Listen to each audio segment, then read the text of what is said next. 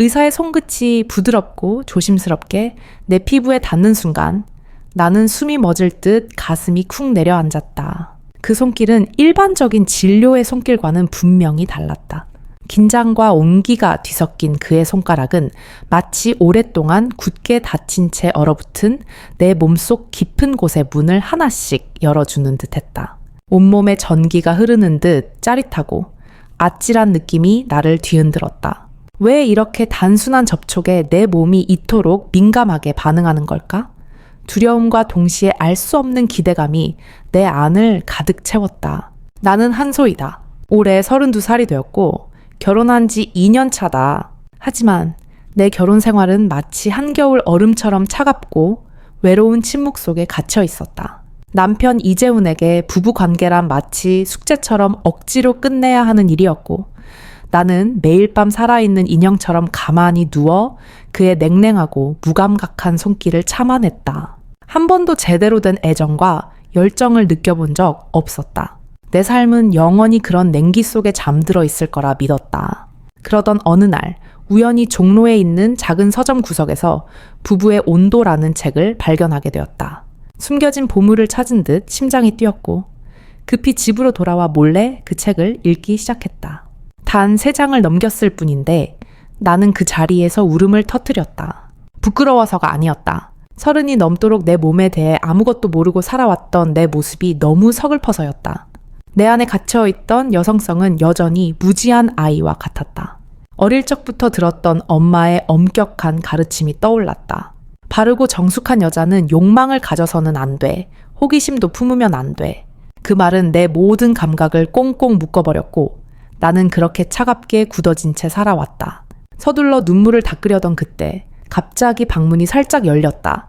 고개를 들어보니 존경하고 따랐던 시아버지 정민수 원장님이 서 계셨다. 그는 서울대학교 병원에서 유명한 산부인과 전문의였고 늘 차분하고 기품이 있었다. 하지만 내 울음 자국과 구겨진 잠옷 그리고 손에 꼭 쥐고 있던 그 민망한 책까지 그의 시선을 피해갈 수 없었다.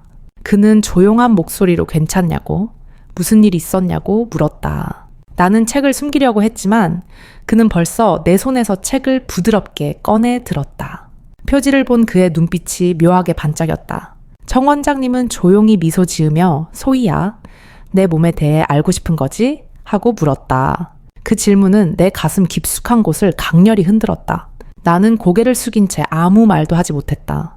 그때 시아버지는 내 어깨에 손을 올리며 따뜻하게 말했다. 부끄러워할 필요 없어. 내 몸은 네가 알아야 할 소중한 거야. 만약 네가 원하면 내가 도와줄 수도 있단다. 도와주시겠냐는 내 당황스러운 눈빛에 그는 여성의 몸은 생각보다 훨씬 더 복잡하고 아름답다고 계속 부끄러워만 하면 너 자신이 행복해질 수 없지 않냐고 부드럽게 설명했다. 그의 말 한마디 한마디가 마치 마법처럼 달콤하면서도 위험하게 내 마음을 녹였다. 이 제안을 받아들이면 다시는 돌아갈 수 없는 길이 열린다는 걸 직감했지만 더 이상 억누를 수 없는 강렬한 호기심과 욕망이 그 두려움을 압도했다. 내일 밤 내 개인 진료실로 오라고, 내가 도와주겠다고, 네가 너 자신을 제대로 이해하도록 해주겠다고 부드러운 미소와 함께 말했다. 다음날 하루 종일 심장이 미친 듯이 뛰었다. 저녁이 되자 나는 평범한 원피스를 입고 그의 개인 진료실 문 앞에 섰다. 마음을 가라앉히려고 애썼지만 소용이 없었다. 진료실 안은 은은한 조명과 향기로운 향수 냄새가 섞여 있었다. 정 원장님은 이미 기다리고 있었고 흰 의사가운이 그의 존재감을 더욱 또렷하게 했다. 부담 갖지 말고 누워보라고, 간단히 진찰만 해줄 거라고 조용히 말했다. 나는 천천히 진료대에 누웠고 눈을 감자 그의 따뜻한 손이 조심스럽게 내 몸 위에 닿았다.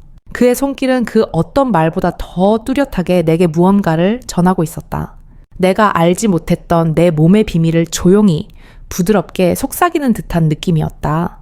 눈을 떴을 때 나는 그의 눈을 마주 보았다. 그 순간 나는 확신했다. 지금부터 나는 그의 며느리가 아니었다. 나는 그저 한 여자로서 내 몸을 누구보다 깊이 알고 있는 그 의사 앞에 놓여 있었다. 그리고 이 순간부터 내 삶은 더 이상 과거로 돌아갈 수 없게 되었다는 것을 느꼈다. 정민수 원장님의 개인 진료실은 부드러운 황금빛 조명 아래서 마치 감춰졌던 내 욕망을 은밀하게 일깨우는 공간처럼 느껴졌다. 심장 박동 소리만이 귀 안에서 요동쳤고 침묵은 숨소리마저 선명하게 만들어주었다. 긴장하지 말고 천천히 숨을 쉬어보라는 그의 낮고도 차분한 목소리가 방 안에 울려 퍼졌다. 그의 말을 따라 숨을 가다듬으려 할수록 내 몸은 더 깊은 곳에서부터 미묘한 반응을 시작했다. 지금부터 내가 만지는 곳에만 집중하면 된다고. 네가 진짜로 느껴야 하는 곳을 알려주겠다고 말하며 그는 내 손목에서 팔꿈치 그리고 어깨선을 따라 부드럽고 능숙하게 손길을 내렸다. 단지 접촉일 뿐인데 온몸이 전율하며 반응하는 나 자신이 너무 낯설고 부끄러웠다. 그는 내 귀 가까이로 얼굴을 숙이고 낮은 목소리로 소희야, 사람의 몸에는 의학적으로 정확히 반응하는 지점이 있다고. 하지만 내 남편도 심지어 너 자신조차도 그곳을 모르면 영원히 몸을 제대로 느낄 수 없다고 설명했다. 그의 숨결이 귀를 스칠 때마다 나는 부끄러움에 떨렸고 고개를 살짝 돌려 그를 마주볼 용기도 없어서 그저 눈을 감고 조용히 그의 지시에 따랐다. 긴장을 풀라며 지금 내 몸을 알려주고 있는 거라고 속삭였다. 그의 손길은 목선을 따라 천천히 내려가더니 쇄골 아래 부드러운 살결 위로 아주 섬세하게 그리고 부드럽게 압박을 가했다. 한 번도 누군가가 이렇게 만져본 적 없는 방식에 내 가슴은 숨이 막힐 듯 긴장됐고 참지 못한 미세한 소리가 내 입술 사이에서 새어나왔다. 바로 이런 느낌이라고. 너 자신을 부끄러워할 필요 없다고 그는 조용하고 단호하게 말했다. 나는 떨리는 목소리로 죄송하다고. 이런 반응이 저도 너무 당황스럽다고 말했다. 소희야, 이건 정상적인 거라고. 여성의 몸은 본래 이렇게 섬세하고 예민하게 설계되어 있다고. 다만 네가 그걸 억지로 숨기고 살아왔을 뿐이라고. 그의 설명이 이어지자 나도 점차 긴장을 풀기 시작했다. 그는 내 팔을 부드럽게 들어 올리고 겨드랑이부터 팔 안쪽까지 천천히 움직이며 지압을 해주었다. 그의 손가락은 어느새 따뜻한 촉감으로 내 몸 깊숙이 잠들어 있던 감각을 하나씩 깨우기 시작했다. 이제 허리를 살짝 들어보라며 그래 천천히 하라는 그의 낮은 목소리가 마치 최면술처럼 나를 움직이게 했다. 내가 허리를 살짝 들어 올리자 그는 부드럽게 허리 아래를 받쳐주었다. 그 순간 마치 무언가가 풀린 듯한 참을 수 없이 아찔한 느낌이 허리에서부터 전신으로 퍼져나갔다. 지금처럼 호흡을 유지하고 천천히 그의 손길은 점점 더 과감해졌다. 배꼽 주변을 가볍게 누르며 그는 설명을 이어갔다. 여기, 이곳이 여자의 감정과 욕망이 응축된 지점이라고. 아마 내 남편은 절대 모를 거라고 말하자 나는 그의 손끝에서 일어나는 전율을 숨기지 못하고 작은 숨소리를 내고 말았다. 얼굴이 부끄러워 화끈 달아올랐지만 이 느낌이 너무 좋고 달콤해서 도망치고 싶지 않았다. 그는 천천히 몸을 돌려 내 귀 가까이에서 아주 작은 목소리로 이제 네가 집중해야 할 부분을 내가 알려주겠다고. 절대 부끄러워하지 말고 네 몸이 원하는 대로 따라가 보라고 속삭였다. 정 원장님의 손은 허벅지 위로 미끄러지듯 내려갔다. 부드러운 촉감이지만 분명히 절제된 의학적인 터치였다. 하지만 내 몸은 이미 더 깊고 강렬한 것을 원하고 있었다. 아버님이라는 말 대신 작은 신음이 새어나왔고 그는 괜찮으니 몸을 열어줘야 한다고. 네 안에 잠긴 감각을 풀어주기 위해서라고 조용히 말했다. 그가 말을 멈추고 손가락으로 살짝 힘을 주자 나는 작은 탄성을 뱉으며 전신이 떨렸다. 소희야, 내 몸을 다시 찾는 일이 얼마나 중요한지 알아야 한다고. 오늘이 끝나고 나면 넌 더 이상 예전의 소희가 아니라고. 그의 눈빛은 더 이상 시아버지의 눈빛이 아니었고 그는 전문적인 의사이면서 동시에 한 남자로서 내 몸에 무언가를 깨워주는 존재였다. 나는 어느새 그에게 이끌려 더 깊이 빠져들고 있었다. 그는 다시 내 얼굴 가까이 와 조용히 말했다. 내 남편이 몰랐던 이 감각을 이제 내가 깨워주겠다고. 그의 손길이 더욱 분명하고 섬세하게 내 몸을 다뤘다. 나는 눈을 꼭 감고 집중했고 몸 전체가 긴장하고 뜨거워지는 것을 느꼈다. 그 순간 깨달았다. 지금껏 느껴본 적 없는 이 강렬한 감정과 욕망은 나를 완전히 바꿔놓을 것이란 걸 진료가 끝난 후 정 원장님은 나를 천천히 일으켜 앉혔다. 나는 여전히 숨을 고르고 있었고 그는 부드럽고 진중한 어투로 소희야. 이제부터 내가 알려준 방법대로 매일 혼자 연습해 봐야 한다고. 네 몸과 감정에 솔직해지라고 말했다. 나는 아무 말도 하지 못하고 그저 그를 바라보았다. 그 순간 문득 그의 눈에 비친 내 모습은 더 이상 어색한 며느리가 아닌 강렬하고 비밀스러운 감정을 품고 있는 한 여자의 모습임을 알 수 있었다. 집으로 돌아와 침대에 누웠지만 그의 손길과 숨결이 계속 내 몸을 맴돌았다. 그가 건드린 몸의 지점들이 여전히 선명하게 살아 숨쉬고 있었다. 나는 다시 거울 앞에 섰다. 오늘 처음으로 나의 눈동자에서 깊고 진한 욕망을 보았다. 거울 속에 나는 전혀 다른 사람이었다. 그리고 한 가지 질문이 내 마음속 깊이 파고들었다. 나는 지금 정민수 원장님에게 욕망을 느끼고 있는 걸까? 그 질문은 이제 나의 온몸을 사로잡았고 나는 그 해답을 찾기 위해 다시 그의 진료실을 찾아갈 수밖에 없다는 걸 직감하고 있었다. 이제 내 마음과 몸은 완전히 다른 삶을 향해 걷기 시작했다. 나는 이유도 없이 다시 정민수 원장님의 진료실로 돌아갔다. 아니, 어쩌면 가슴속에서 조용히 타오르는 욕망 외에 다른 이유가 없었는지도 모른다. 더 이상 나는 환자도 얌전한 며느리도 아니었다. 그저 한 여자로서 그 방에 들어갔다. 내 발걸음은 마지막 남은 이성의 끝마저 끊어내고 있었다. 그는 미리 앉아 기다리고 있었고 가을 호수처럼 고요하고 깊은 눈빛으로 나를 바라봤다. 그 눈빛의 안정감을 느끼면서도 몸이 떨려왔다. 그는 작은 미소를 지으며 낮고 거친 목소리로 소희야. 오늘은 더 깊이 들어가 보자. 네 몸을 다스리는 법을 배울 거야 하고 말했다. 나는 얌전히 앉았지만 이미 손바닥은 땀으로 흥건했다. 그가 내 손목을 천천히 들어 올려 두 손가락으로 맥박을 짚었다. 그리고 귀에 낮게 속삭였다. 이렇게 몸이 떨리는데 어떻게 스스로를 통제할 수 있겠니? 그의 말 한마디 한마디가 전기처럼 몸속 깊은 곳으로 파고들었다. 심장 박동을 체크하는 기계 소리가 점점 빠르게 방 안을 채웠고 그는 천천히 내 손목 위에 입술을 얹었다. 그 부드럽고 따뜻한 감촉은 위험하면서도 매혹적이었다. 나는 숨이 멎을 듯 얼어붙었고 죄책감과 달콤함이 섞인 감각 속에 빠져들었다. 이제부터 내가 널 만질 때마다 숨을 고르게 조절해보라고. 그는 자연스럽게 존칭도 버렸다. 나는 더 이상 그를 아버님이라 부를 수 없었다. 이제 우리는 평범한 관계의 모든 경계를 넘어서고 있었다. 몸이 저절로 떨려왔고 나는 그저 작은 고갯짓으로 그의 말에 동의할 뿐이었다. 그의 손길은 다시 내 등줄기를 따라 천천히 움직였다. 마치 섬세하게 악기를 다루는 듯 했다. 그 부드럽고 따뜻한 손가락의 감촉에 나는 무의식적으로 목을 젖히며 눈을 감았다. 그의 손 안에서 완전히 녹아내리는 듯한 기분이었다. 숨을 통제하는 거야, 천천히. 그래, 아주 잘하고 있어. 소희야. 그가 귀에 속삭일 때마다 나는 지금껏 경험하지 못했던 낯설고 강렬한 감각의 세계로 끌려 들어갔다.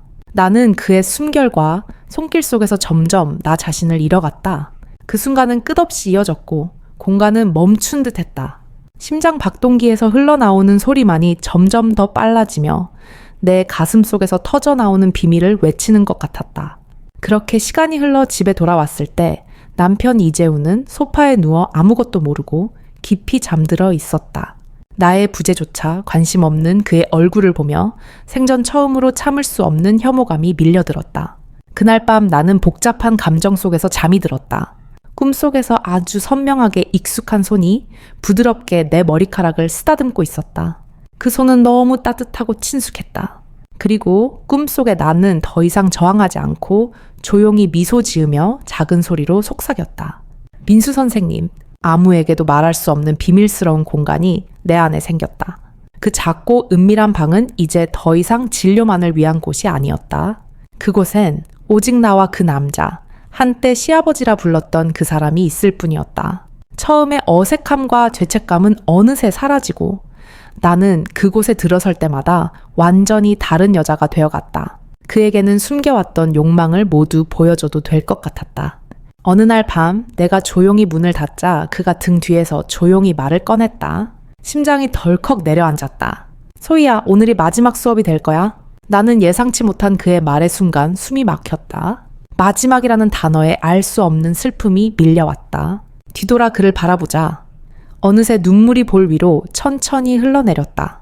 정말 마지막인가요? 그는 천천히 내게 다가와 어깨 위에 부드럽게 손을 올렸다. 그의 눈빛은 그 어느 때보다 깊고 따뜻했다. 너는 충분히 잘 배웠어. 이제 마지막으로 가장 중요한 걸 알려줄 거야. 나는 떨리는 목소리로 조심스럽게 물었다. 마지막 수업이 뭔데요? 그가 더 가까이 다가와 귓가에 나직이 속삭였다. 목소리와 아주 사소한 몸짓만으로 남자를 매혹시키는 법을 배우게 될 거야. 그는 천천히 자신의 목덜미를 가리키며 내게 말했다. 손가락으로 살짝 아주 가볍게 여기부터 어깨까지 쓸어내리는 거야. 아주 천천히 마치 네가 세상에서 가장 원하는 남자를 유혹하는 것처럼 나는 그의 말대로 손을 뻗었다. 떨리는 손끝으로 그의 목 뒤를 스치듯 만졌다. 단순한 동작인데도 그가 미세하게 떨리는 게 느껴졌다.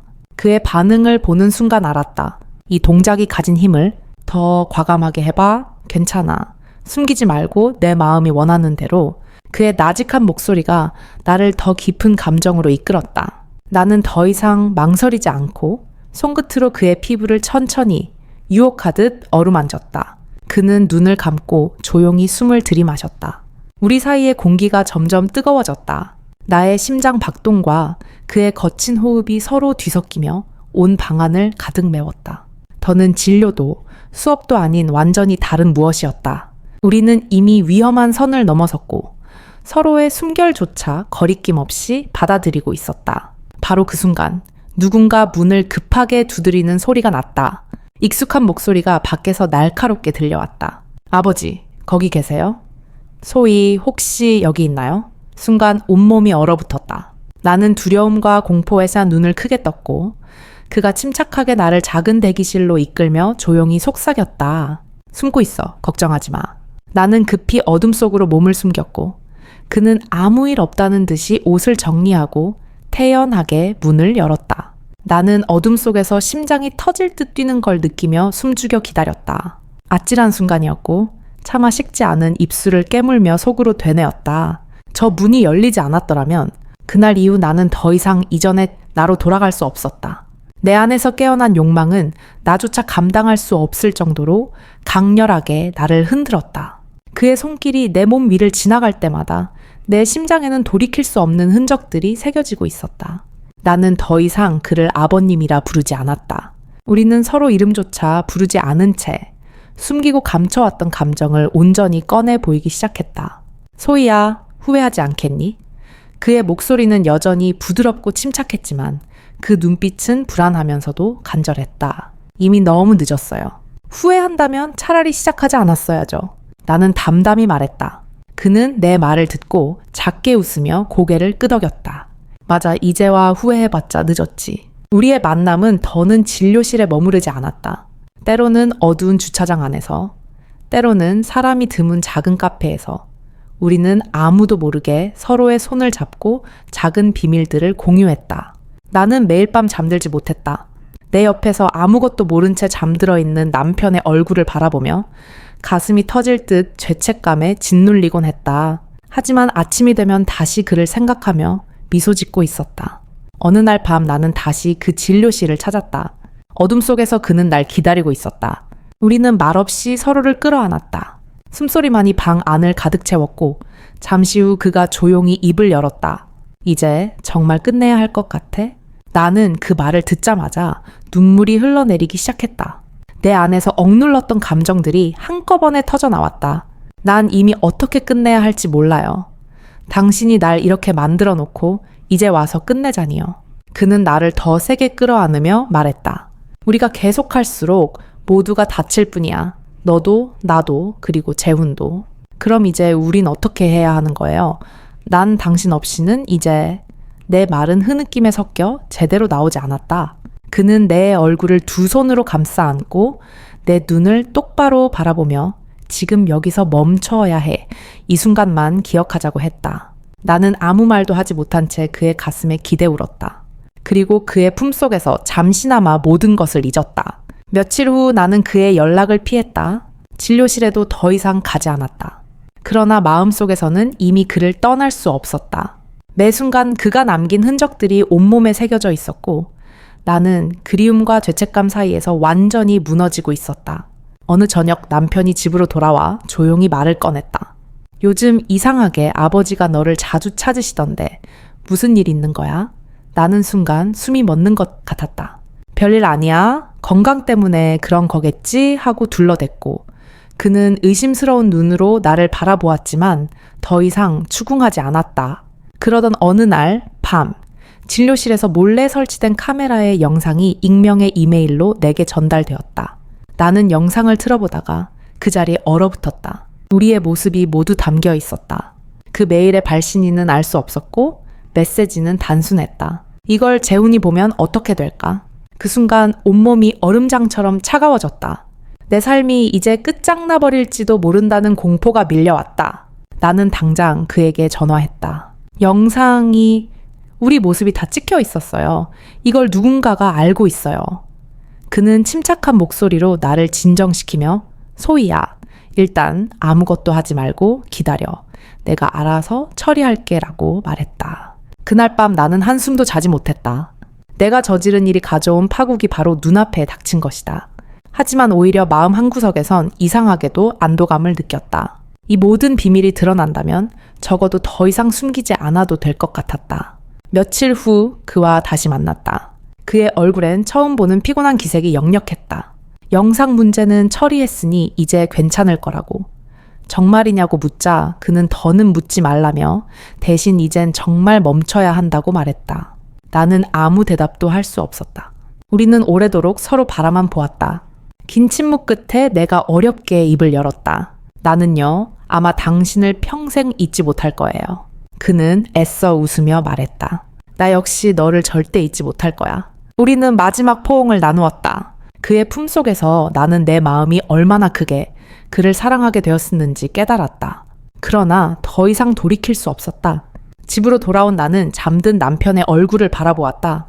마음은 여전히 복잡하고 어지러웠다. 삶은 이제부터 어떻게 흘러갈까? 나는 다시 이전의 나로 돌아갈 수 있을까? 침대에 누워 잠을 청했지만 도무지 잠들 수 없었다. 눈을 감자 그의 목소리, 손길, 숨결이 선명히 떠올랐다. 결국 나는 이렇게 속삭이며 눈을 떴다. 이 사랑이 잘못된 거라면 대체 어떤 사랑이 옳은 걸까? 그 질문만이 남겨진 채 긴 밤이 다시 시작되었다. 그리고 나는 어쩌면 이 질문을 안고 평생을 살아가게 될지도 모른다는 생각에 한참을 멍하니 천장을 바라보았다.